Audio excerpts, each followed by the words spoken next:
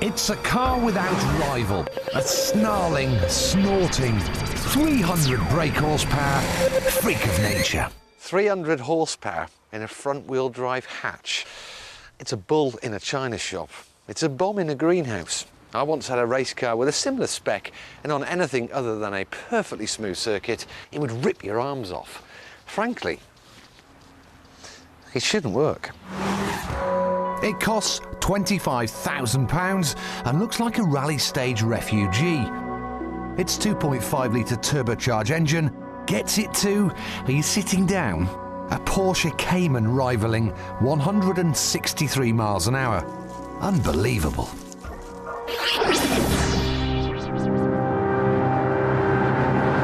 Now, Ford have tried to tune this RS to be as docile as the Focus your mum would buy. And at low revs, it is. But considering it's got 440 newton meters of torque, it hardly rips your neck off until the turbo starts to spin, so it's got two sides to it. The side I like is this one. Right, give it a little flicky. Oh, she's a bit nervous on entry. That's not a bad thing, is it? It's just got this fluidity to the way it drives. You know, you're off the power, it's turning in, you get it back on the power, then after a little delay, off it goes again. And if the revs are high, you've got this relentless feeling of power and grunt. Despite that, acceleration isn't as blistering as you'd think. 0 to 62 takes 5.9 seconds, the same as the Subaru Impreza WRXS. But the Focus has one major advantage: the way it drives.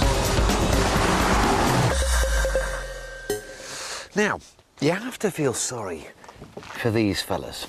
Front tyres have got a lot on their plate, having to do all that steering, and start giving them a load of power to deal with as well, and they become a little overwhelmed.